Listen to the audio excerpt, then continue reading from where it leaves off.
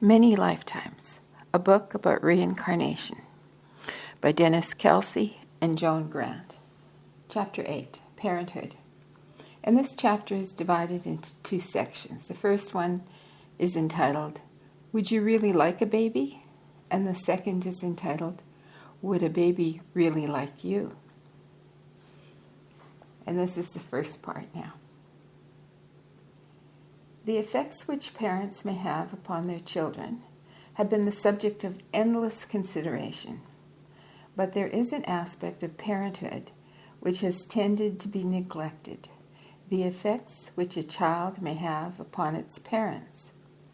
Adoption societies are so well aware of these stresses which a child will impose that they subject prospective foster parents to a prolonged and detailed investigation. This will begin with inquiries into their financial circumstances and prospects, the accommodation they have to offer, and every aspect of their environment, and will extend to their religion, their work, their interests, and their habits. Information will be required not only about the present state of health, but also about the medical history of themselves and their families. Is there any familial tendency, for instance, to cancer or heart trouble, or to any other condition suggesting a reduced expectation of life? On this question, the nature of their favorite recreation may have an obvious bearing. Then will come an expert assessment of the psychological state of the couple. In arriving at this, the Adoption Society will go into the mental history of the family, of each of them, as well as the mental history of the couple themselves. And they will not merely want to find out that there were no frank nervous breakdowns, but that there is positive evidence of stability in their records of performance both at school and at work. They will be deeply interested in the strength of the relationship between the couple and will listen with a particularly shrewd ear to the reason each gives for wishing to adopt a child. This may throw a most valuable light upon the vital question about which adoption society is seeking assurance.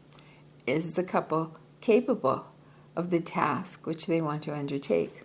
For husband and wife cannot be a benign influence upon the child unless mentally and physically they are sufficiently robust to withstand the pressures which will be involved.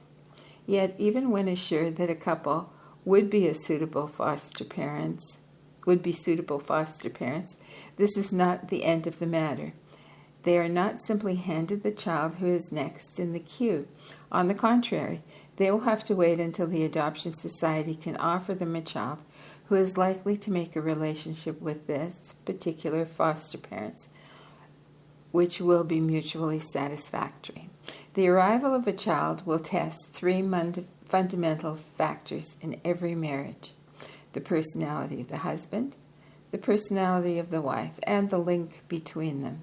At different times, the strain may be on one factor more than another, but the other two can never escape entirely, and if one factor succumbs, then the marriage may be wrecked. Such an occurrence may be undeniably detrimental to the child, and this aspect of the matter seldom fails to catch the public eye. But it tends to be forgotten that the parents are also people, that they too are in a process of evolution, and that a rupture in their relationship may be a sad and serious obstacle to their progress. This is especially sad if, at the time that they propose to embark upon parenthood, anyone with sufficient insight could have predicted that its demands would be too much for them, and that they should have been encouraged to concentrate further upon all that is implied in strengthening the relationship between themselves. But in contrast to the rigorous selection procedure to which people are thoroughly familiar on both sides of the picture, deem it necessary to subject prospective foster parents. But in contrast to the rigorous selection procedure to which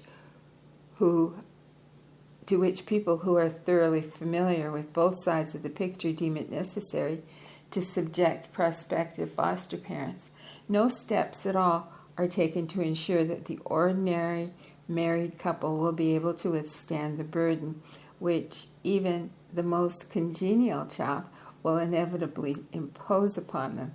Instead, their fitness for parenthood is taken for granted, and within weeks or months after their marriage, they may actually have pressure put upon them to embark upon the operation without delay. A considerable number do so, and the stage for potential disaster is set.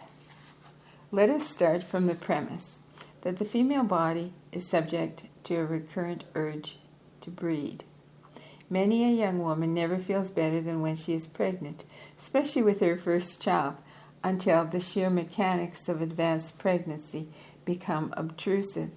Some of her well-being may be due to the fact that during this period, her relationship with her husband is probably happier than ever. No matter how much he may have loved his wife before, he will feel especially tender and protective towards her now that she is carrying their child.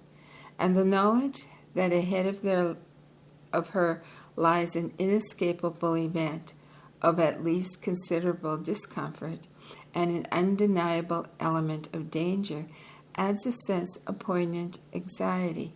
After the birth, the final phase of the breeding urge is responsible for the many-faceted joy which the mother derives from her infant. And, illogical though it may be, there is a certain pleasure and satisfaction in having achieved fatherhood. For a time, a husband cannot do too much for his wife, and neither of them too much for the baby.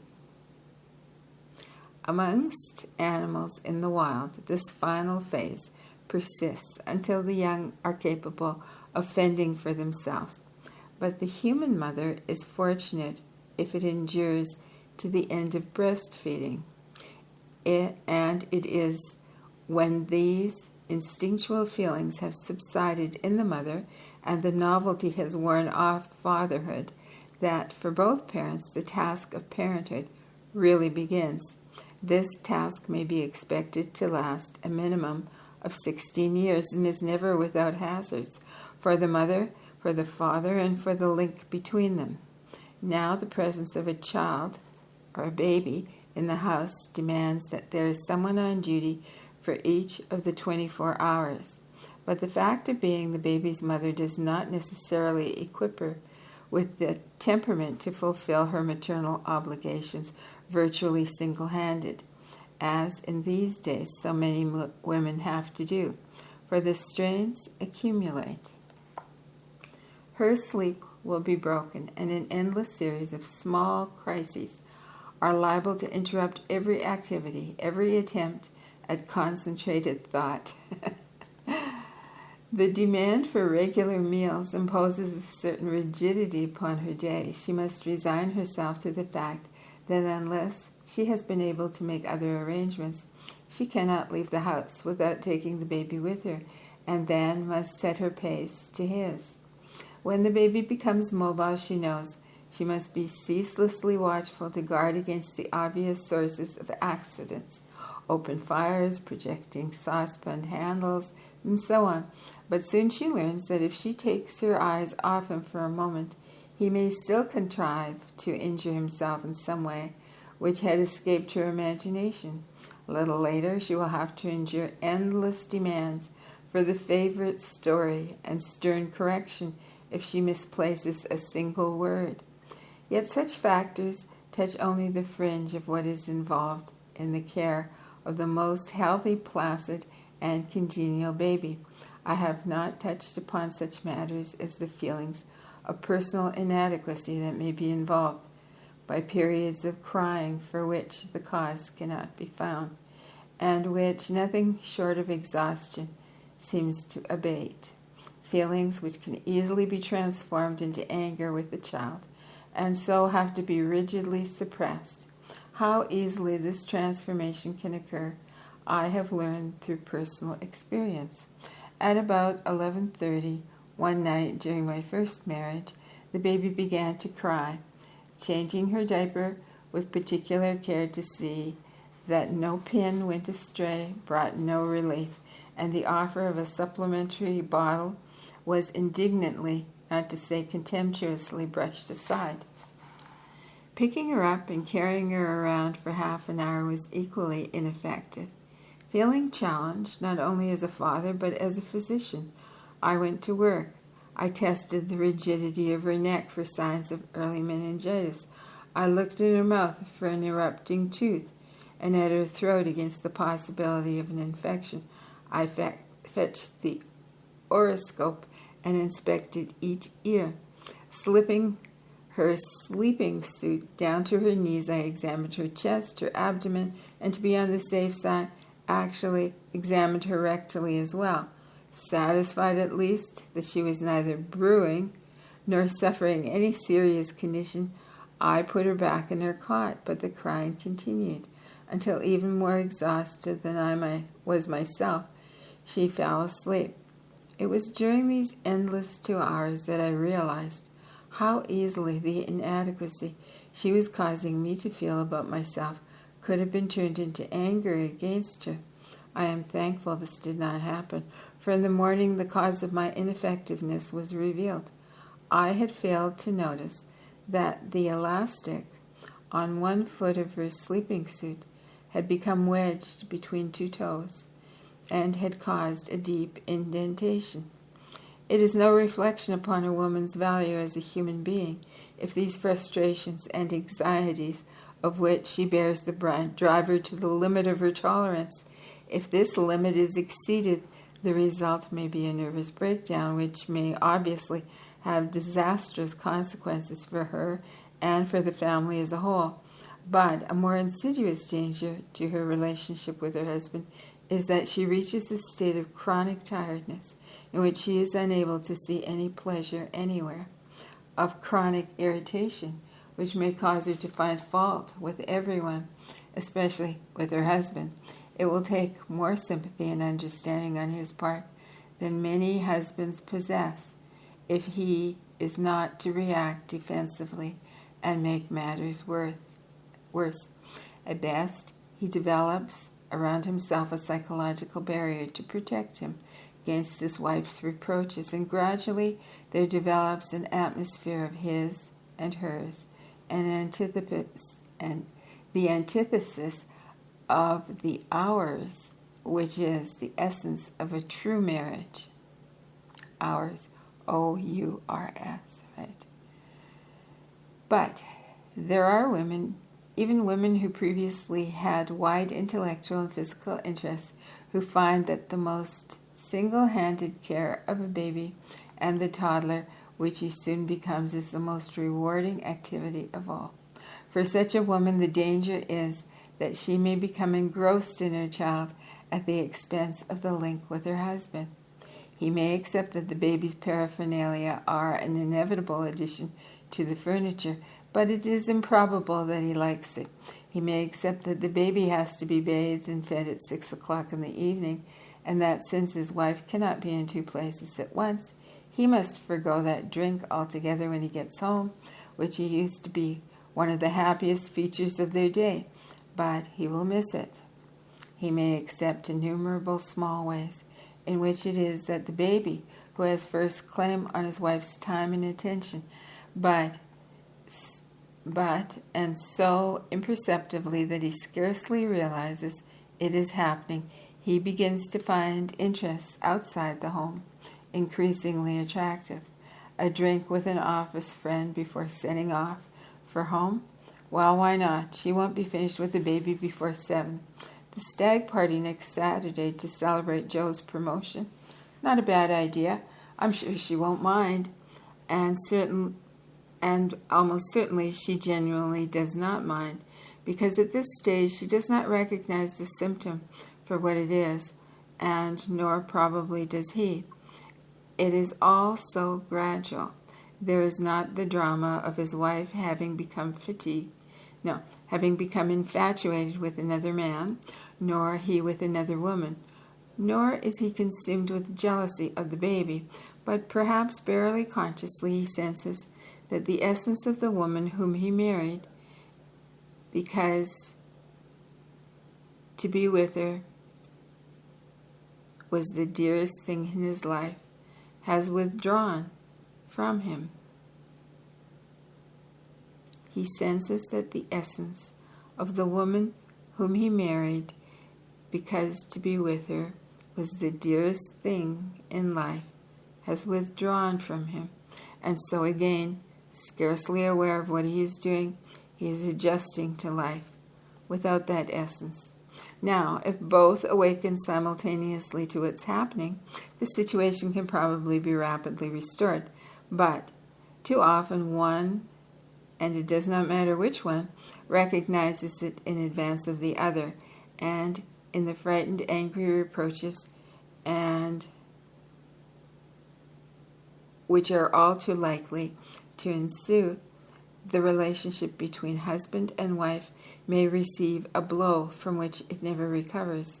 To understand the ways in which parents may be vulnerable, it's necessary to consider the certain psychological mechanisms which, in varying degrees, are very widespread. Perhaps the most significant is the confusion between being loved and feeling indispensable. No man who really loved his wife would wish her to be unable to survive adequately if he were to die. Certainly, she would be sad, for sadness at parting is the price of happiness and company. But he would abhor the idea that she was dependent on him, for love finds it difficult to flourish except in freedom. Dependency is a barrier against love. It may make it impossible for the wife to believe her husband stays with her because he really loves her and not merely from a sense of duty.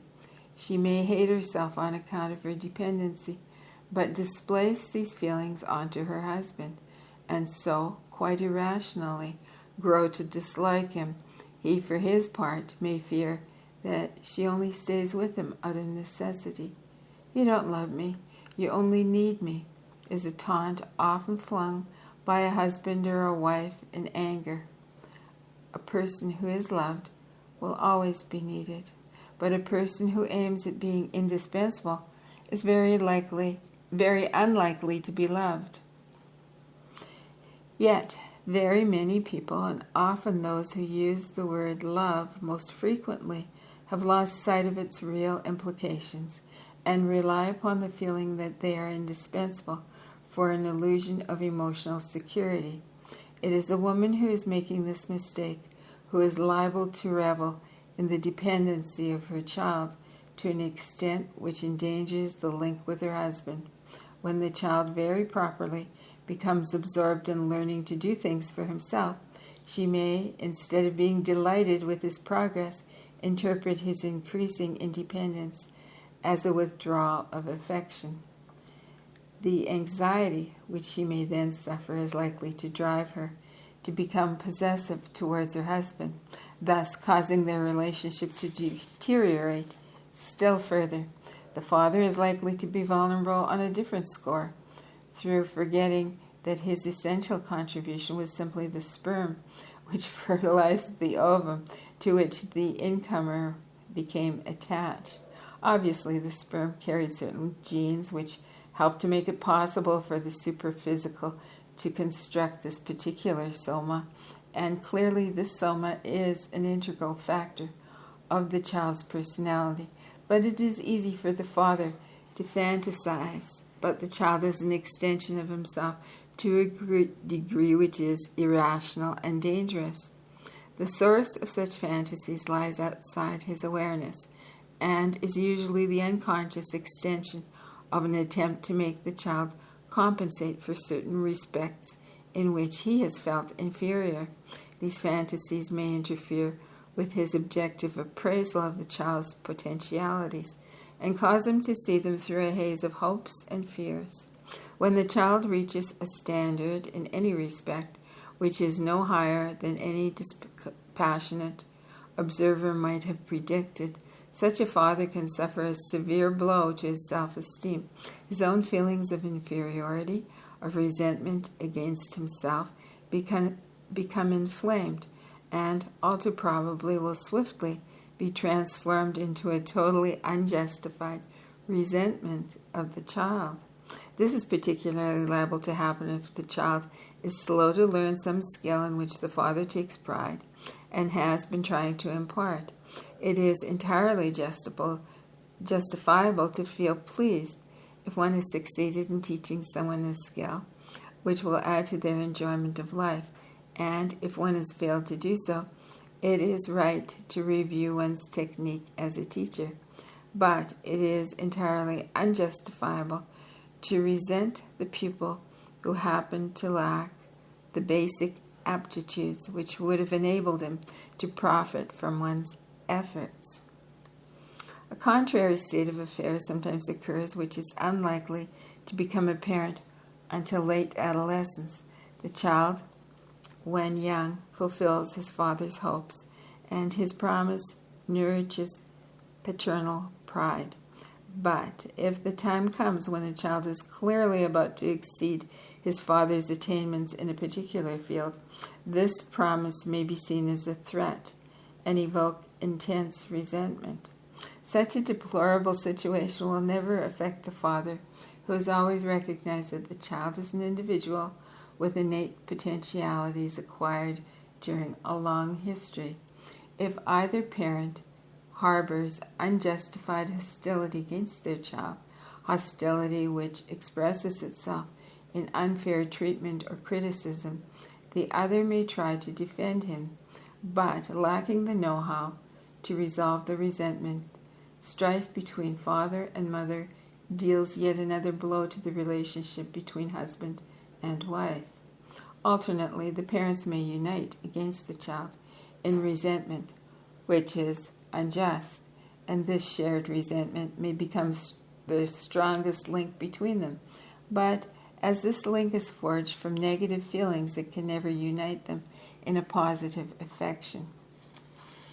Parents who recognize that the basic attitudes of their child were acquired by his own efforts and that he would not have been born to them or anyone else unless at least some of these attitudes needed to be redirected, will not be surprised when they find that certain aspects of his character are unlovable.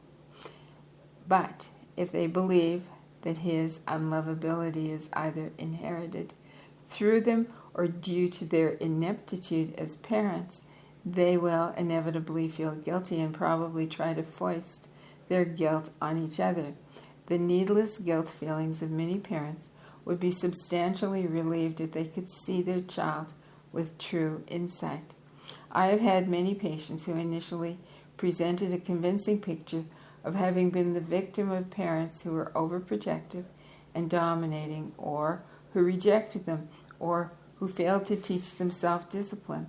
But as their stories unfolded, it became clear that the child with the dominating parents had been only too glad to be relieved of the necessity to think for himself, that the rejected child had merely been unsuccessful in claiming his mother's undivided attention, and that the discontented rebel had been a bully from the start. The time will probably come when the child leaves home to start life on his own. Ideally, the regret which the parents feel at his absence will be tempered by the fact that they are now free fully to enjoy the link between each other, which has been growing steadily stronger through the years. But for parents who allowed the child to be an obstruction to the development of their link, this may be a critical event. If the child has been the cause of frank hostility between them, he also served as something of a buffer. Now the buffer has gone, but the hostility remains. A somewhat similar result may ensue from a different cause if the child provided a convenient target upon which the parents could project hostility that arose within themselves about each other, and they will have been able to evade the real source of their hostility. But in so doing, they deprive themselves of the chance of resolving it, and with the disappearance of the target, are left with no one to snipe at but each other. If their interest in the child has constituted their principal link, they may find that when he goes, they are facing each other almost as strangers. Unless they have the courage to admit the situation and an urgent desire even at this late stage, to start to create a true love relationship. They may easily drift apart into separate lives, which have little genuine overlap. The difficulties which can arise from this are not going to be made easier as automation extends, giving people greater leisure and forcing them down the age of retirement. It will be presumably several years, before society has adjusted to the problems which this will create. The feeling of usefulness which a man derives from his job should only be one of the factors that contribute to his self-esteem, or of at least equal importance to him should be the regard in which he can justifiably feel he is held by his wife. Lacking this, when the job comes to an end, he must either quickly find some new way in which he can feel that he is pulling his weight, or face a serious crisis. His wife will probably have contrived a way of life which at least gives her the illusion of being fully occupied, but he is unlikely to wish to share in her chosen activities, even if she wanted him to do so. Under these circumstances, it's not surprising if he develops a severe depression, and one which is difficult to treat.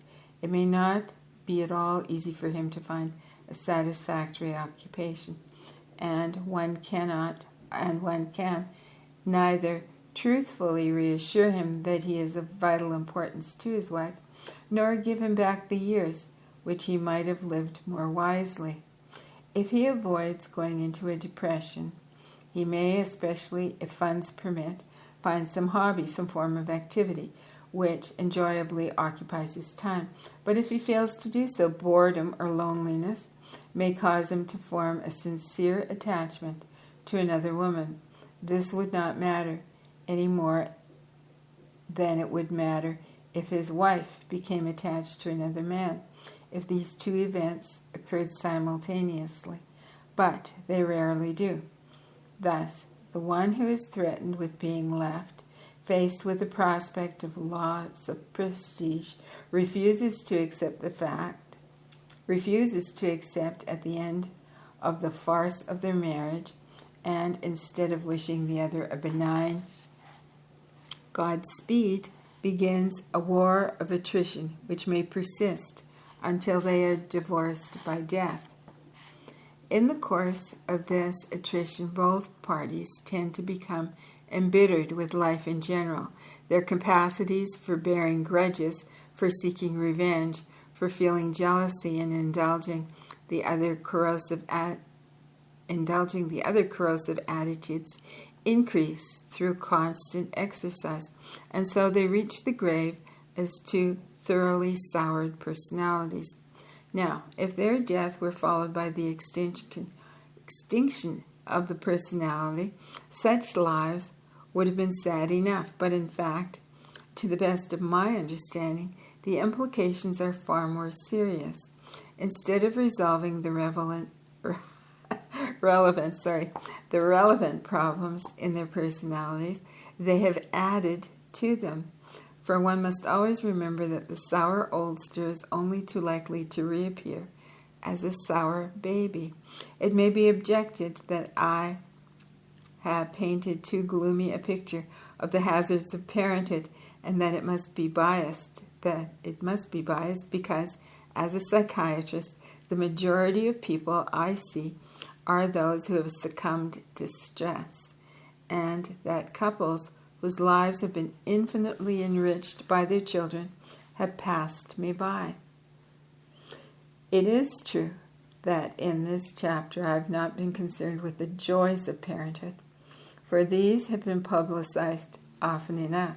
It is also true that I have never been asked for an appointment by a stranger who was enjoying life to the full and felt a sudden urge to drop in and tell me so. A psychiatrist, however, does not spend his entire life in the consulting room. In the course of each year, he probably makes as many social contacts as anyone else, but whilst he can switch off any tendency to look at people with a professional eye, he cannot avoid being aware of certain nuances of speech and behavior which might escape someone with a different training, assuming that my account of the hazards of parenthood is not exaggerated. What practical suggestions arise? In the first place, prospective parents should strive to contemplate the undertaking purely intellectually. They must appreciate that as our society becomes ever more complex, the trials of parenthood become more difficult and more prolonged. Technology is advancing so rapidly that the time which a young man or woman may be compelled to spend in the capacity of a student is constantly increasing, while the subjects of which the father knew nothing may be part of the curriculum of a schoolboy. This is one of the factors which tend to cause the young, rightly or wrongly, to hold the parents in scant respect and to be insusceptible to the dubious weapon of parental authority. If the parents are wise ones, the children, in due course, may echo the sentiments of Mark Twain, who said, in effect, that when he left home at 17, he thought his father was an old fool, but when he came back at 23, he was astonished to find out how much the old man had learned in the meantime. But it may not be easy for a couple to take a dispassionate view of their potentialities as parents in face of various influences which may be brought to bear on them.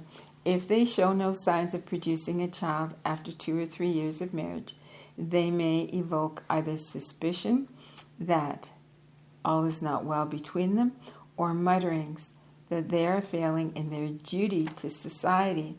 In view of the universal alarm over the population explosion, it's difficult to imagine what this duty is supposed to be, but that this totally unrealistic feeling persists is shown by the fact that couples who have demonstrated their ability to breed are accorded a status which tends to be denied to the childless. In fact, a child is often seen as a status symbol of the parents' adulthood and of their worth as citizens. I've even known couples who frankly admitted that they had a child only so as not to feel outdone by their neighbors. Potential grandparents are another source of pressure which urges a young couple to start a family without delay. On 2 occasions during the wedding reception, I have heard the bride's mother express the hope that there would be a baby on the way before the end of the honeymoon. In one instance, I have little doubt that this ill-considered hope represented the mother's reaction to the void that would be caused by her daughter's departure.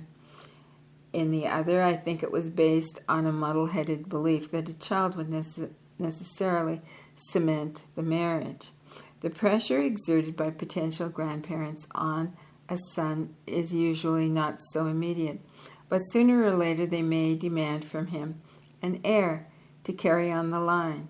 An heir may have financial advantages in cases of entailed property, but is otherwise of very little significance, since the most that can be perpetuated is a certain number of physical characteristics, a far too trivial reason for encouraging a couple to embark on a task for which they may not quite be suited.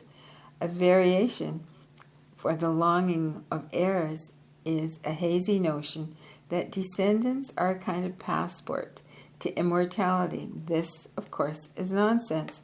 Immortality lies within oneself. Obviously, we all hope to be remembered with affection by the people we know, but the fact of blood relation makes this neither more likely nor more valuable. I cannot emphasize too strongly that the arrival of a child does not necessarily strengthen the benign link between a couple. On the contrary, it may distort this link beyond repair, or even turn it into fetters. It takes both time and effort to develop a link which is sufficiently strong to be burnished instead of corroded by parenthood. So It would be a step in the right direction if it became a social gaffe to start a baby during the first 2 years of marriage. There is no reason whatever why a couple should feel obliged to have a child. There are already too many people in the world, and if there is a genius waiting to come in, there will never be a shortage of fertilized ova from which you can choose. In developing their relationship with one another, the couple may well be doing all that in this particular lifetime they have set out to do, and a couple who radiate their happiness are an asset to the community of incalculable value. So far as I have tried to outline the motives for having a child, which from the standpoint of the prospective parents I view with concern, I could summarize these motives by saying that any couple are in danger if they are relying upon gaining from their child anything whatsoever. I know very well that they may gain a great deal. They may gain his sincere appreciation of what they have done for him in his permanent affection. They may gain profound gratification from having contributed to the development of an individual who makes very many people thankful that he was born. But the hard fact is that even the most wise and loving parents may get nothing except the satisfaction of knowing that they performed a task to the best of their ability. I am sure that it's important for parents to realize that their child does not owe them anything. It is not incumbent upon him to make any return for what he has received from them. His duty lies in handing on what they taught him to other. His duty lies in handing on what they taught him to other children, including his own, if he sees fit to have any, and to the world at large. Lest I be emphasizing that parenthood entails great sacrifices, let me explain that this is in no way my intention. A doctor may grumble. I was called out of bed 3 times last week, and the week before that I had to miss the last act of an enthralling play. But even before he embarks on his career, he knew that such things would inevitably happen. If he finds that he is beginning to think in terms of sleep sacrificed or a theater sacrificed, then he is no longer where his heart is and would be well advised to seek a different niche. Parenthood is no less than medicine. Parenthood, no less than medicine, will impose a pattern of life upon its practitioners, and if a couple foresee aspects of this pattern as involving sacrifices, they would be wiser not to embark upon it.